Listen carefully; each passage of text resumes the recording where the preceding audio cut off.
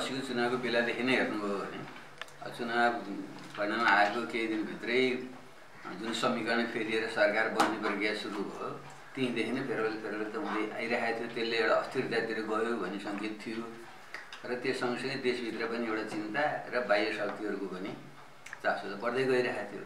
त्यो त प्रत्यक्ष भइएको कुरा हो। त्यसै क्रममा नै गत वर्षदेखि नै भनौँ खास गरी पुराना राजावादी शक्तिहरूले जुन अहिले चालखेल गरेको होइन र गत चैत्र 15 गते पनि यही ढङ्गको प्रयत्न गरेको हामी देखेकै थियौँ। त्यो चाहिँ उनीहरूले यो असन्तुष्टिको लाभ लिनु खोजेको त्यहाँ त्यो चाहिँ किन भएन, अहिले किन सफल हो भने त्यसलाई जना समर्थन थिए, किन उनीहरूले पनि यो अस्थिरता फाइदा उठाउन खोजेका थिए र अलिअलि जान्नै त्यो गर्नुमा विस्फोट रूप पनि ल्याएको थियो। रिहर्सल हेर्नुभयो भने चाहिँ त्यति बेला पनि त त्यो घाटघाटीमा आक्रमण गर्ने आदि प्रक्रिया त्यति बेला पनि सुरु भएको थियो।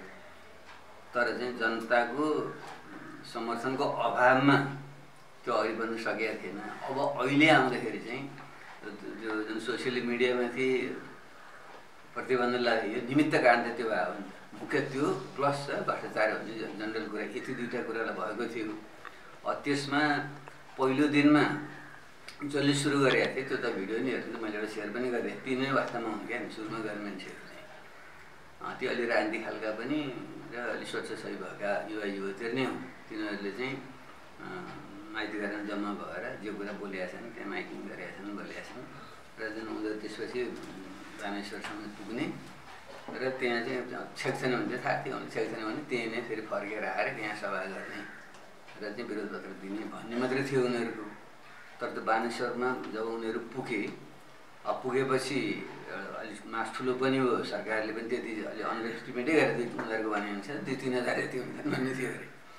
त्यो भएपछि त्यो तोडियो अनि पछि चाहिँ उत्तर र पूर्वतिरबाट पनि ठुलो सङ्ख्यामा मान्छेहरू जुन आए त्यो युवाहरू जो विशेष प्रकृतिगत मोटरसाइकलमा चढेका आयो भने है सबै आइसकेपछि र त्यहाँ अलि भिडन्त भयो र सरकार पक्षबाट चाहिँ त्यो संसदलाई रक्षा गर्ने चाहिँ विशेष कमान्डो फोर्स नै हुन्छ क्या त्यो परिचालित हो। त्यो कमान्डो फोर्सले अहिले मनपरी ढङ्गले चाहिँ गोली चलायो। त्यसो भएपछि परिस्थिति चाहिँ काबु बाहिर गयो बिग्रियो। त्यसपछि हो अब भोलिपल्ट चाहिँ दुईवटा पाटो चाहिँ एउटा चाहिँ अब साना विद्यार्थीहरूको हत्या भइसकेपछि अभिभावकहरूमा र युवाहरूमा आएको आक्रोश त्यो चाहिँ जायजै थियो। त्यसलाई त बेलैमा सरकारले बुझेर कर्फ्यू लगाएर कामहरू गर्न सक्थ्यो, सेना लगाएर परिचालन गर्न सक्थ्यो।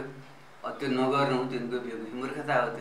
त्यो गरेन र भोलिपल्ट पनि जब अगाडि बढ्दै गइसकेपछि अनि अरू पक्षहरू चाहिँ पद प्रवेश गरेकै हो। त्यहाँ राजावादीहरू यहीँभित्रका असन्तुष्ट पक्षहरू पार्टीभित्रका पनि असन्तुष्ट अलि फाइदा लिनु खोज्नेहरू र बाह्य शक्तिहरूको पनि त्यहाँ घुसपेट भएकै हो। नत्र त्यो परिमाणमा छानिकन न्यायालयमा सिंहदरबारमा सबै ठाउँमा करिब सिङ्क्रोनाइज ढङ्गै देखिन्छ नि। त्यो न्युयोर्क टाइम्स लगायत मिडियाहरूले पनि त्यो कुरा भनेका छन् र म आफूले पनि म आफै आर्किटेक्ट हुनुको नाताले त्यो सलेको रे मर्तेल सरकार मात्रै सिमेन्ट स्ट्रक्चरमा आएको त लाग्दैन।